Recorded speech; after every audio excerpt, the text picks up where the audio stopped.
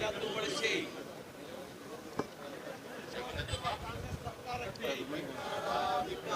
Taluk level ಸಮಿತಿಗಳನ್ನು ಮಾಡುವುದರ ಮುಖಾಂತರ ಶಾಸಕರ ಅಧಿಕಾರವನ್ನು ಮೊಟಕುಗೊಳಿಸುತ್ತಿರುವ ಕಾಂಗ್ರೆಸ್ ಸರ್ಕಾರಕ್ಕೆ, ಬಡವರ ತೆರಿಗೆ ಹಣವನ್ನ ಕಾಂಗ್ರೆಸ್ ಕಾರ್ಯಕರ್ತರಿಗೆ ಹಂಚುವ ಸರ್ಕಾರಕ್ಕೆ, ಪಕ್ಷ ಕಟ್ಟುವ ಜನರ ತೆರಿಗೆಯನ್ನು ಕಾಂಗ್ರೆಸ್ ಕಾರ್ಯಕರ್ತರಿಗೆ ಸಂಬಳ ನೀಡುತ್ತಿರುವ ಸರ್ಕಾರಕ್ಕೆ, ಲೂಟಿಕೋರ ಕಾಂಗ್ರೆಸ್ ಸರ್ಕಾರಕ್ಕೆ, ಲೂಟಿಕೋರ ಕಾಂಗ್ರೆಸ್ ಸರ್ಕಾರಕ್ಕೆ, ತೆರಿಗೆ ಹಣವನ್ನು ದರೋಡೆ ಮಾಡುತ್ತಿರುವ ಕಾಂಗ್ರೆಸ್ ಸರ್ಕಾರಕ್ಕೆ, ತೆರಿಗೆಯನ್ನ ಕೊಡ್ತಾ ಇದ್ದಾರೆ. ತೆರಿಗೆ ಹಣವನ್ನ ದುರುಪಯೋಗ ಪಡಿಸ್ಕೊಂಡು ಸರ್ಕಾರ, ಸಿದ್ದರಾಮಯ್ಯ ಸರ್ಕಾರ ಅವ್ರಿಗೆ ಸಂಬಳವನ್ನು ಕೊಡ್ತಿರ್ತಕ್ಕಂಥದ್ದು ನಾಚಿಕೆಗೇಡಿನ ಸಂಗತಿ. ಇದನ್ನು ನಿನ್ನೆ ದಿನ ಸದನದಲ್ಲಿ ಭಾರತೀಯ ಜನತಾ ಪಾರ್ಟಿ ಹಾಗೂ JDS ಎರಡೂ ಪಕ್ಷಗಳು ಇದನ್ನು ಪ್ರಶ್ನೆ ಮಾಡಿದ ಸರ್ಕಾರವನ್ನು. ನಿಮಗೂ ಗೊತ್ತಿದೆ, ಬಂಡ ಸರ್ಕಾರ ಇವತ್ತು. ಹಾಗಾಗಿ ಇದ್ರ ವಿರುದ್ಧ ನಾವು ಪ್ರತಿಭಟನೆ ಮಾಡ್ತಾ ಇದ್ದೇವೆ. ಇವತ್ತು ರಾಜ್ಯಪಾಲರನ್ನು ಕೂಡ ಭೇಟಿ ಮಾಡ್ತಾ ಇದ್ದೇವೆ. ಎಲ್ಲಿ ಶಾಸಕರು ಸೋತಿದ್ದಾರೋ ಆ ಶಾಸಕರ ಮಕ್ಕಳನ್ನ ಇವತ್ತು ಗ್ಯಾರಂಟಿ ಸಮಿತಿ ಅಧ್ಯಕ್ಷನಾಗಿ ಮಾಡಿದ್ದಾರೆ. ಇವತ್ತು ಅಧಿಕಾರಿಗಳು ಸಭೆ ಕರೀತಾ ಇದ್ದಾರೆ. ಅಂದರೆ ಒಟ್ಟಾರೆಯಾಗಿ ಈ ಸಂವಿಧಾನ ವಿರೋಧಿ ನಡೆ ಏನಿದೆ, ಇವತ್ತು ಹೈಕೋರ್ಟ್ನಲ್ಲೂ ಕೂಡ ಪ್ರಶ್ನೆ ಮಾಡಿದ್ದೇವೆ, ರಾಜ್ಯ ಉಚ್ಚ ನ್ಯಾಯಾಲಯಲ್ಲೂ ಕೂಡ ಇದೆ, ಇದು ಚರ್ಚೆ ಬರ್ತಾ ಇದೆ. ಆದರೂ ಕೂಡ ಈ ಸರ್ಕಾರದ ನಡೆಯ ವಿರುದ್ಧ ನಾವು ಪ್ರತಿಭಟನೆ ಮಾಡಿ ಇವತ್ತು ರಾಜ್ಯಪಾಲರನ್ನು ಕೂಡ ಭೇಟಿ ಮಾಡಿ ನಾವು ಮೆಮೊರಂಡಮ್ ಕೂಡ ಕೊಡ್ತೇವೆ. ಬಿಜೆಪಿ ಅವರು ಏನೇ ಬೇಕಾದ್ರೂ ಮಾಡಿ ನಾವು ಕೊಡ್ತೀವಿ ಅಂತ ಕಾರ್ಯಕರ್ತರು ಪಕ್ಷಕ್ಕೆ ದುಡಿದಿದ್ದಾರೆ. ನಾಚಿಕೆ ಆಗಬೇಕಾಗಿತ್ತು. ಯಾವ ಪುಣ್ಯಾತ್ಮ ಹೇಳಿದನೋ ಆ ಪುಣ್ಯಾತ್ಮಗೆ ನಾಚಿಕೆ ಆಗಬೇಕಾಗಿತ್ತು. ನಿಮಗೆ ತಾಕತ್ತಿದ್ರೆ, ನಿಮಗೆ ಗೌರವ ಇದ್ದರೆ ಇವತ್ತು ರಾಜ್ಯದಲ್ಲಿ ನೋಡಿ ಅಂಗನವಾಡಿ ಕಾರ್ಯಕರ್ತರು ಇವತ್ತು ಧರಣಿ ಮಾಡಿ ಹೋಗಿದ್ದಾರೆ 4-5 ದಿನಗಳ ಕಾಲ. ಇವತ್ತು ದಾದಿಯವರು ಇವತ್ತು ಪ್ರೊಟೆಸ್ಟ್ ಮಾಡಿದ್ದಾರೆ. ಒಂದು 4-5 ದಿನಗಳ ಕಾಲ ಬೆಂಗಳೂರಿನಲ್ಲಿತ್ತು ನರ್ಸಸ್ಗಳು, ಆಶಾ ಕಾರ್ಯಕರ್ತರು. ಯಾವ ಆಶಾ ಕಾರ್ಯಕರ್ತರು ಹಳ್ಳಿಯಲ್ಲೂ ಕೂಡ ಕೋವಿಡ್ ಸಂದರ್ಭದಲ್ಲಿ ಸೇವೆಯನ್ನು ಮಾಡಿದ್ದಾರೆ, ತಮ್ಮ ಪ್ರಾಣವನ್ನು ಕೂಡ ಲೆಕ್ಕಿಸದ ಸೇವೆ ಮಾಡಿದ್ದಾರೆ. ಅವರ ಗೌರವ ಧನವನ್ನು ಕೂಡ ಜಾಸ್ತಿ ಮಾಡೋದಕ್ಕೆ ಮೀನಾಮೇಷ ಸರ್ಕಾರ ನೋಡ್ತಾ ಇದೆ. ಇವತ್ತು ಅತಿಥಿ ಉಪನ್ಯಾಸಕರು ಬೆಂಗಳೂರಿನಲ್ಲಿ 2-3 ದಿನಗಳ ಕಾಲ ಇವತ್ತು ಸತ್ಯಾಗ್ರಹ ಮಾಡೋಗಿದ್ದಾರೆ. ಅವರ ಅಹವಾಲುಗಳನ್ನು ಕೇಳಿಸ್ಕೊಳ್ತಕ್ಕಂಥ ಸೌಜನ್ಯ ಸರ್ಕಾರಕ್ಕಿಲ್ಲ. ಅವರ ಗೌರವಧನವನ್ನು ಕೂಡ ಜಾಸ್ತಿ ಮಾಡೋದಕ್ಕೆ ಈ ಸರ್ಕಾರ ಇವತ್ತು ಮೀನಾಮೇಷ ನೋಡ್ತಾ ಇದೆ. ಮತ್ತೊಂದು ಕಡೆ ಇವತ್ತು ಎಲ್ಲ ದುಬಾರಿ ಬೆಲೆ ಏರಿಸ್ತಾ ಇರ್ತಕ್ಕಂಥದ್ದು ಪ್ರೈಸ್ ಹೈಕ್. ಮತ್ತೊಂದು ಕಡೆ ಇವ್ರಿಗೆ ಸರ್ಕಾರಿ ನೌಕರಿಗೆ ಸಂಬಳ ಕೊಡೋದಕ್ಕಾಗ್ತಾ ಇಲ್ಲ. ಬೇರೆ ಬೇರೆ ಇಲಾಖೆಗಳು ವಿದ್ಯುತ್ ಬಿಲ್ ಕಟ್ಟೋದಕ್ಕೆ ಸಾಧ್ಯ ಆಗ್ತಾಯಿಲ್ಲ, ಹಣ ಇಲ್ಲ ಅಂತೇಳಿ.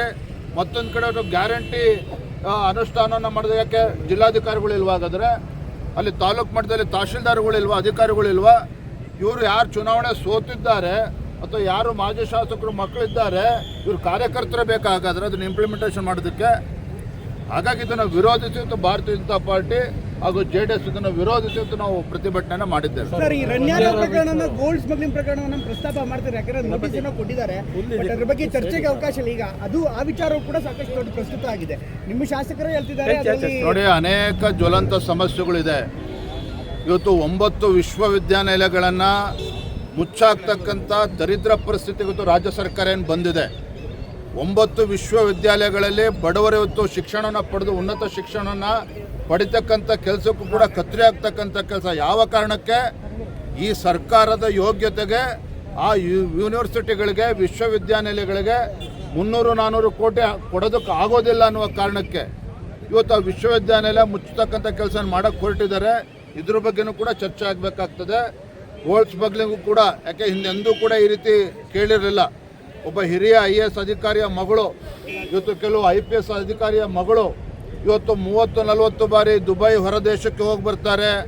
ಬೆಂಗಳೂರಿಗೆ ಬಂದಾಗ ರಾಜಾತಿಥ್ಯ ಅವರಿಗೆ ಯಾರೂ ಕೂಡ ಅವ್ರನ್ನ ಚೆಕ್ ಮಾಡೋದಕ್ಕಾಗೋದಿಲ್ಲ. ಒಂದು ಬಾರಿ ಹಿಡಿದಾಗಲೇ 14 ಕೋಟಿ ಬೆಲೆ ಬಾಳ್ತಕ್ಕಂಥ ಚಿನ್ನ ಸಿಕ್ಕಿದೆ ಅಂತ ಹೇಳಿದ್ರೆ 30-40 ಬಾರಿ ಹೋಗಿರ್ತಕ್ಕಂಥ ಈಕೆ ಎಷ್ಟು ಚಿನ್ನ ಇವತ್ತು ಬಂದಿರ್ಬೋದು ನಮ್ಮ ದೇಶಕ್ಕೆ, ಇದು ಎಷ್ಟು ಹವಾಲಾ ಟ್ರಾನ್ಸಾಕ್ಷನ್ ಆಗಿರ್ಬೋದು. ಇದರಿಂದ ಯಾವ್ಯಾವ ಘಟಾನುಘಟಿಗಳ ಕೈವಾಡ ಇದೆ, ಕೆಲವರು ಸಚಿವರ ಕೈವಾಡ ಇದೆ ಅಂತೇಳಿ ಕೇಳಿ ಬರ್ತಾ ಇದೆ. ಹಾಗಾಗಿ ಸಮಗ್ರ ತನಿಖೆ ಆಗಬೇಕು ಅಂತೇಳಿ CBI ತನಿಖೆ ನಡೆಸ್ತಾ ಇದೆ. ಆದರೆ ಸದನದಲ್ಲಿ ಚರ್ಚೆನೂ ಕೂಡ ಆಗಬೇಕಿದೆ. ಸರ್, ನೀವು ಒಗ್ಗಟ್ಟಾಗಿ ಹೋರಾಟ ಮಾಡ್ತಿದ್ದೀರಿ ಈ ವಿಚಾರದಲ್ಲಿ. ಬಿಜೆಪಿ ಗ್ಯಾರಂಟಿ ಇರ್ಬೋದು, ಸ್ಮಗ್ಲಿಂಗ್ ವಿಚಾರ ಇರ್ಬೋದು, ಬಟ್ ನಿಮ್ಮದೇ ಶಾಸಕರ ಅಂತ ST ಸೋಮಶೇಖರ್ ಅವರು ಬಿಜೆಪಿ ಮಂತ್ರಿಗಳ ಕೈವಾಡನೇ ಇರ್ಬೋದು ಇದರಲ್ಲಿ. ಬಿಜೆಪಿ ಬಾಯಿಗೆ ಬಂದಂಗೆ ಮಾತಾಡ್ತಿದೆ ಅನ್ನುವಂಥ ಆರೋಪನ ನಿಮ್ಮ ಮೇಲೆ ಮಾಡ್ತಾರೆ. ಇದು ಎಸ್ ಕೆ ಸೋಮಶೇಖರ್ ಅವರು ಯಾಕೆ ಹೇಳಿಕೆಗಳನ್ನ ಕೊಡ್ತಾ ಇದ್ದಾರೆ, ಸರ್ಕಾರದ ಪರವಾಗಿ ನಿಂತಿದ್ದಾರೆ ನಿಮಗೆ ಗೊತ್ತಿದೆ. ಇದಕ್ಕೆ ನಾವು ಭಾರತೀಯ ಜನತಾ ಪಾರ್ಟಿ ನಾವು ರಾಜ್ಯ ಮಟ್ಟದಲ್ಲಿ ತೀರ್ಮಾನವನ್ನು ತೆಗೆದುಕೊಂಡು ಕೇಂದ್ರದ ವರಿಷ್ಠರಿಗೆ ಕಳಿಸ್ಕೊಟ್ಟಿದ್ದೇವೆ.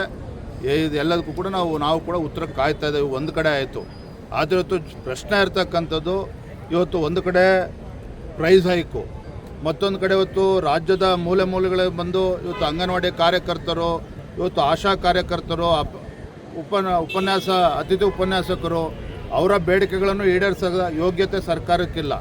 ಮತ್ತೊಂದು ಕಡೆ ಗೋಲ್ಡ್ ಸ್ಮಗ್ಲಿಂಗ್ ಇಶ್ಯೂ, ಮತ್ತೊಂದು ಕಡೆ ಇವತ್ತು ವಿಶ್ವವಿದ್ಯಾಲಯಗಳು ಮುಚ್ಚುತ್ತಾ ಇರ್ತಕ್ಕಂಥದ್ದು, ಎಲ್ಲದ್ರ ಬಗ್ಗೆ ನಾವು ಸದನದಲ್ಲಿ ಚರ್ಚೆ ಮಾಡ್ತೀವಿ. ಗೋಲ್ಡ್ ಸ್ಮಗ್ಲಿಂಗ್ ಅಲ್ಲಿ ಸೆಂಟ್ರಲ್ ಗೌರ್ಮೆಂಟ್ ಅವರಿಗೆ ಏರ್ಪೋರ್ಟ್ ಅಥಾರಿಟಿ ಅವ್ರ ಕೈಲಿರುತ್ತೆ, ಅವರೇನು ಮಲಗಿದ್ರ ಅಂತ ಕಾಂಗ್ರೆಸ್ ನಾಯಕರು ಒಂದು ಆರೋಪ.